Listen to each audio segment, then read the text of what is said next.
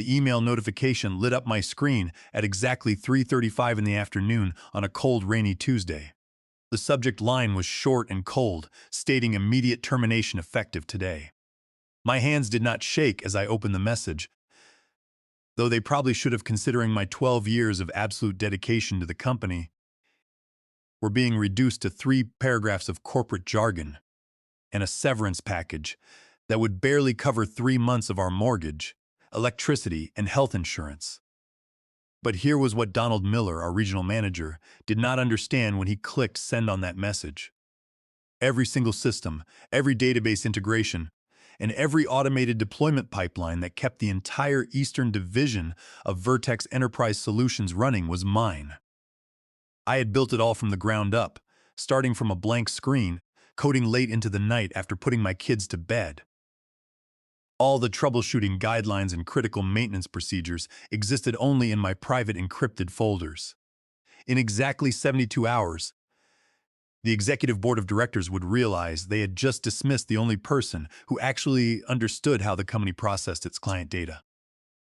My name is Ronald Fletcher, and I was the senior systems architect. I say was because loyalty is apparently worthless when a manager finds a way to cut costs by hiring someone cheaper. I started at this firm 12 years ago when we were operating out of a cramped office with only 2 servers. I spent nights sleeping on a cot in the server room, ensuring our initial database migrations went smoothly. Over the years, I designed the entire transaction processing pipeline, the customer relationship databases, and the automated backup routines. I watched the company grow from a small local vendor to a regional powerhouse processing millions of dollars in transactions every single day. The whiteboards surrounding my corner desk on the 4th floor were covered in my own handwriting, detailing system integrations and data flows that looked like ancient hieroglyphics to the management team, but made perfect sense to me. The stale smell of office coffee and industrial carpet had become a second home to me. I had sacrificed my personal life, missing my 7-year-old son, Toby's first soccer game, and my 4-year-old daughter, Lily's second birthday party. All of these sacrifices were made to ensure that Vertex Enterprise Solutions never suffered a single minute of database downtime, maintaining a flawless record of system availability that the executives took for granted. Donald Miller had been the regional manager for 3 years, arriving with a resume filled with startup buzzwords, but lacking any real technical capability. He was a man who loved to talk about operational efficiency, cloud migration, and agile development, but he could not read a single line of code. His primary talent was taking credit for my achievements during board meetings, while looking for ways to reduce my department's budget to secure his quarterly bonuses. What his termination email failed to mention was Jessica Cole, the junior developer he had hired 6 months ago. Donald had told me she was there for cross-training to support my workload, but I knew she was being groomed to replace me. Jessica was smart, fresh out of a prestigious university, and her credentials looked impressive on paper. However, credentials do not teach you how to handle a database lockup during peak trading hours. Only experience does. 2 months ago, Donald had asked me to write down every detail of my system management routines under the guise of team collaboration. I complied, but I only documented the basic structures. The deep operational context, the custom API keys, and the recovery scripts remained on my personal, external drives. Those drives were my private property, purchased with my own money, and they were coming home with me. By 5 o'clock in the afternoon, my desk was completely empty. I had packed my family photos, my favorite coffee mug, and my encrypted external hard drives into a single cardboard box. Donald walked to my cubicle, accompanied by a young security guard who looked incredibly uncomfortable with the situation. Donald had a synthetic, rehearsed smile on his face as he told me that security protocol required him to escort me out of the building. We walked to the elevator in silence, the quiet hum of the building feeling heavier than usual. The heavy rain beat against the glass window of the long hallway, mirroring my somber mood. When we reached the lobby, Donald tried to shake my hand, saying it was nothing personal, just a business decision to move the company in a new direction. He told me that Jessica had my documentation and that the transition would be perfectly fine. I did not shake his hand. I simply looked him in the eyes and told him I wished him the best of luck. The elevator doors closed, and I walked out into the cool evening air, feeling a strange mixture of absolute betrayal and profound relief. I knew the storm was coming, and I had already built my shelter. The drive home took 45 minutes through heavy highway traffic, giving me plenty of time to process the reality of my sudden unemployment. I had to figure out how to tell Brenda that our primary source of income had just vanished, and that my 12 years of loyalty had been thrown away in an instant. When I pulled into the driveway, Toby was playing in the front yard, kicking a soccer ball against the garage door, while Lily was sitting on the porch drawing with colorful chalk. Brenda met me at the front door, looking at the cardboard box in my arms. I took a deep breath, walked into the kitchen, and told her the entire truth. To her credit, Brenda did not panic or blame me. She simply hugged me tightly and said that we would figure it out together as a family, just as we always did. That evening, we had a normal family dinner, and I helped Toby with his reading homework before putting Lily to bed. Once the kids were fast asleep, Brenda and I sat on the couch with a bottle of wine, discussing the financial implications of my termination. I explained to Brenda that Donald had terminated my contract to save 45% of my salary by giving my responsibilities to Jessica. I pulled out my personal laptop and showed her the system architecture files. I explained that while the company owned the code running on their production servers, they did not own SUP, my personal notes, my custom troubleshooting tools, or the specific scripts I used to clear memory leaks. I had deleted those custom files from the company's server before leaving. I did not sabotage their systems or alter any production data. I simply removed my personal property that was not part of the official repositories. Without those custom files, the database was a ticking time bomb. The automated scripts Jessica was relying on would fail the moment a database connection timed out, and she would have no way of knowing how to manually reset the transaction queue. Brenda asked how long it would take for them to realize they needed me. I told her it depended on how quickly the data queues filled up, but I estimated it would not take more than 3 days before the entire Eastern Division began to experience severe system latency. On Wednesday morning, I woke up early and sat in my home office, feeling a strange sense of freedom. For the first time in 12 years, I was not greeted by a screen full of system alerts and urgent emails. I spent my morning updating my professional resume, highlighting my experience in database design, systems integration, and regulatory compliance. I sent my applications to several competitor companies, including Pioneer Digital, a fast-growing firm that was known for valuing experienced engineers. In the afternoon, my close friend Eric called me. Eric worked as a senior network engineer at a different logistics firm, and he was absolutely furious when I told him what Donald had done. He told me that Donald was famous in the industry for cutting costs to secure his quarterly bonuses, only to leave a trail of broken departments and failed systems behind him. Eric warned me that Donald would try to blame me if anything broke, but I reassured him that my paper trail was clean. I had saved every email, every project approval, and every system requirement document on my personal drive. I had also documented that the overtime restrictions and the staffing changes were approved directly by Donald, leaving him fully responsible for any operational failures. By Wednesday evening, the first signs of trouble began to appear at Vertex Enterprise Solutions. I had set up a public API notification system years ago to monitor the health of the database connection pools, and my personal dashboard showed that the connection latency was beginning to rise. Jessica was likely unaware that the automated backup scripts were failing to clear the temporary tables, causing the server memory to fill up. Without my custom memory clearing tools, the database would eventually run out of resources, leading to a complete system lockup. I turned off my laptop, refused to check the dashboard again, and joined Brenda in the living room. We watched a movie together, enjoying the quiet evening without the constant interruption of a work phone. I realized that my value did not come from my job title or my salary, but from my ability to be present in my family's life.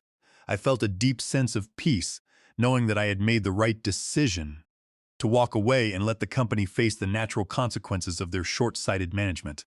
Thursday morning brought a cold drizzle, but my home was warm and quiet. At 7:20 in the morning, my phone rang. The caller identity showed Gavin Ross, an executive board member at Vertex Enterprise Solutions. Gavin was a man who existed only as a signature on corporate memos, 3 levels above Donald. I answered the call, and Gavin's voice sounded incredibly tense and rushed. He told me that he had just learned of my termination and wanted to assure me that it had not been authorized by the board of directors. He claimed there had been a massive misunderstanding and asked if I would be willing to meet with him on Monday morning to discuss returning to my position. He hinted that they were willing to offer a significant salary increase if I could help them resolve a minor technical issue that had arisen in the Eastern Division. I told Gavin that I appreciated his call, but I was currently exploring other opportunities and was not in a position to assist them. He became desperate, explaining that the company was facing critical database errors and that Jessica was unable to resolve them. I told him that since I was no longer an employee, I could not log into their systems, and that he should rely on the documentation Donald had insisted was sufficient. I hung up the phone, feeling a satisfying surge of validation. The rest of Thursday was a peaceful blur of normal family activities. I spent the afternoon in the backyard with Lily, helping her build a small wooden birdhouse from scrap wood I had in the garage. It was a simple task, but it made me realize how much of my life had been consumed by work. For 12 years, I had been on call 24 hours a day, 7 days a week. Every vacation had been interrupted by a system alert, and every family dinner had been rushed. Now I was sitting in the sun, listening to my daughter laugh as she painted the wooden roof blue, and the company was melting down without me. I realized that my worth was not tied to a corporate entity that viewed me as a disposable number, but to the people who loved me. I helped Toby with his math homework in the evening, and we had a long, relaxed dinner as a family. I did not check my phone or my email once, enjoying the absolute silence of my freedom. By Friday afternoon, the situation at Vertex Enterprise Solutions had devolved into absolute chaos. My public API notification system was flooded with critical database alerts, showing that the transaction execution queue was backing up rapidly.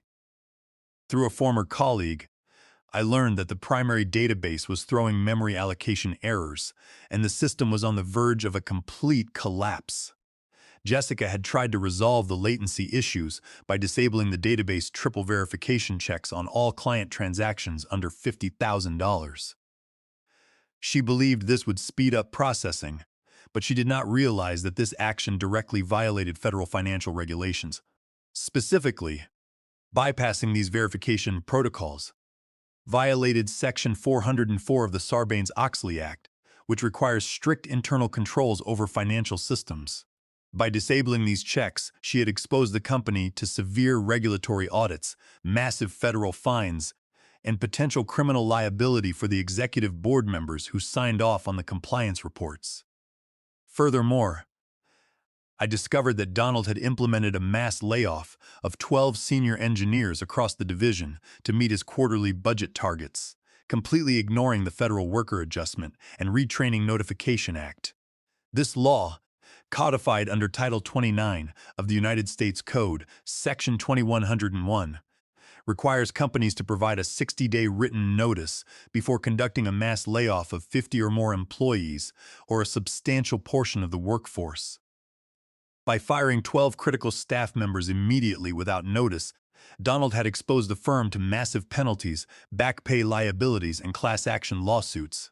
To make matters worse, Donald had attempted to claim ownership of my proprietary API integration tools by submitting a transfer of intellectual property agreement to the legal department.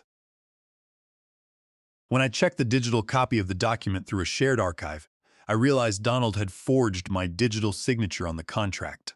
Under California Penal Code Section 470, forging a signature on a contract is a felony, rendering the entire document void ab initio, or void from the beginning.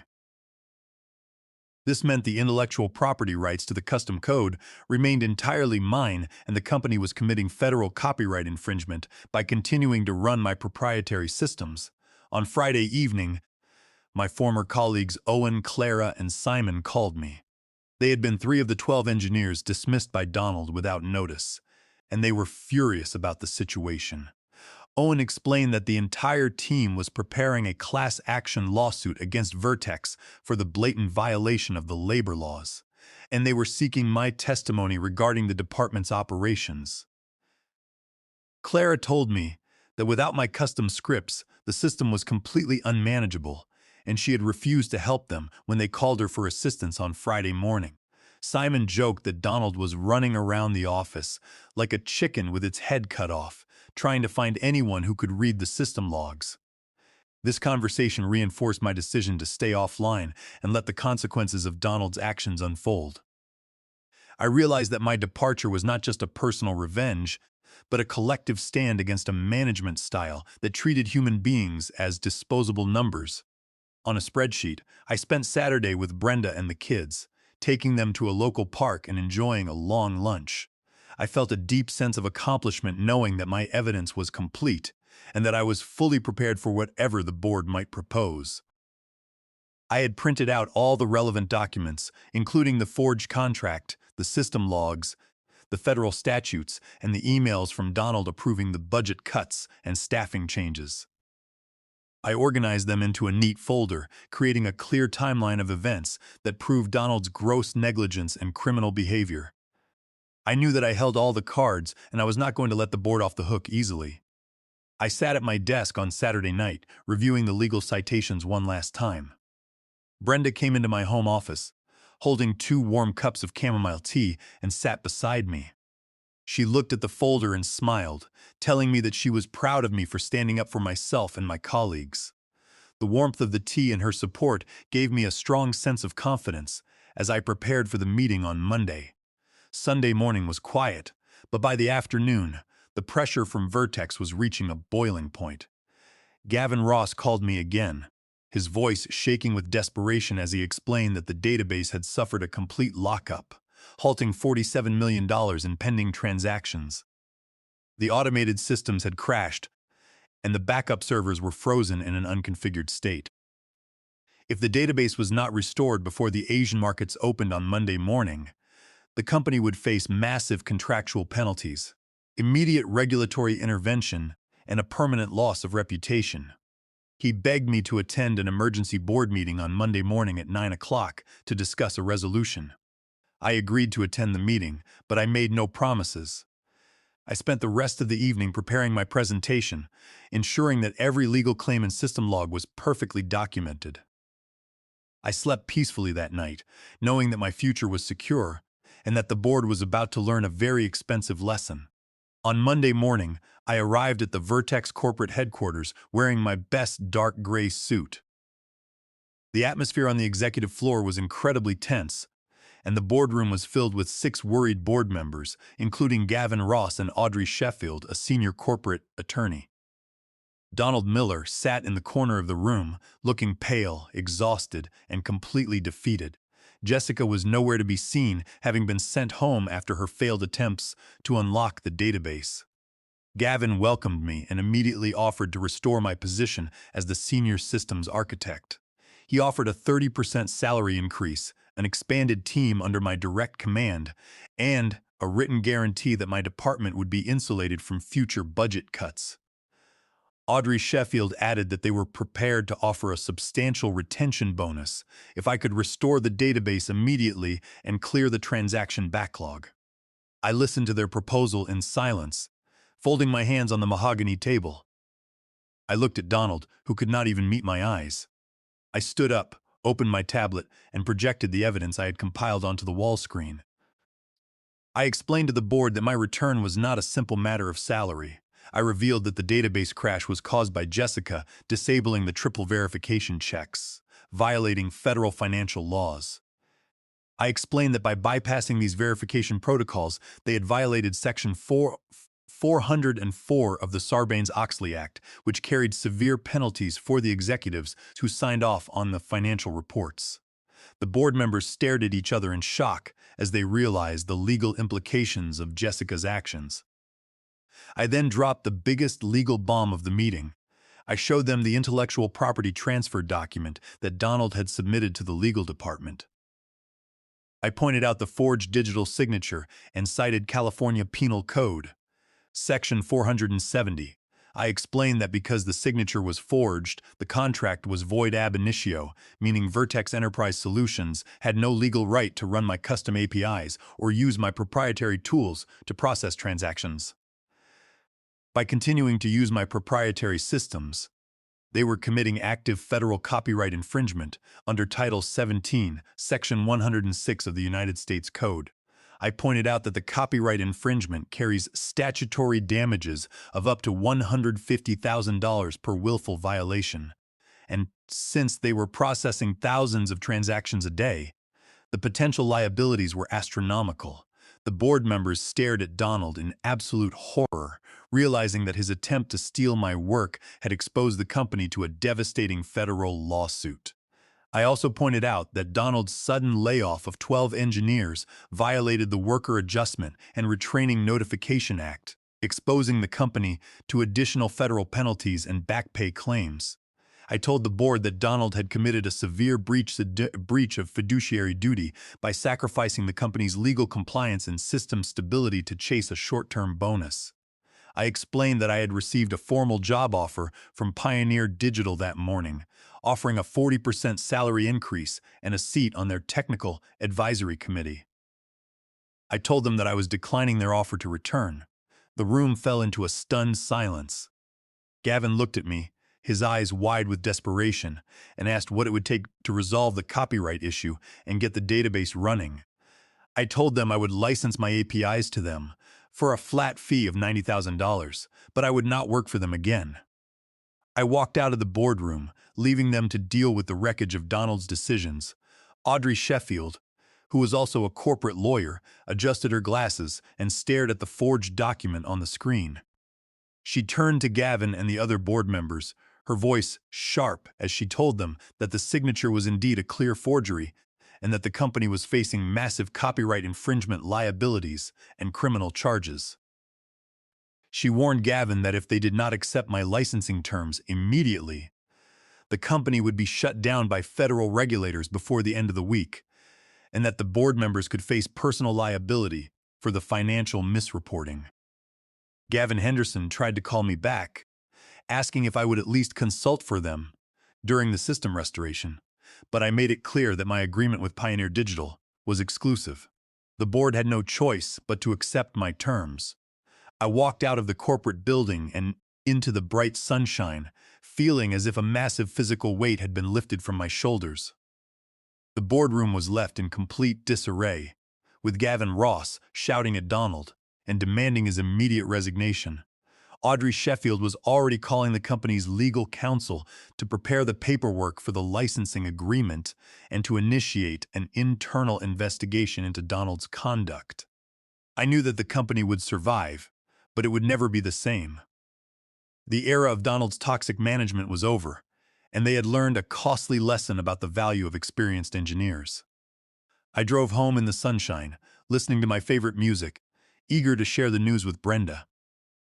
By Monday afternoon, Vertex Enterprise Solutions had accepted my licensing terms. They paid the $90,000 fee to avoid a federal copyright lawsuit, and I sent them the recovery key to unlock the system compliance engine. I officially accepted the position of Chief Technology Officer at Pioneer Digital starting the following Monday.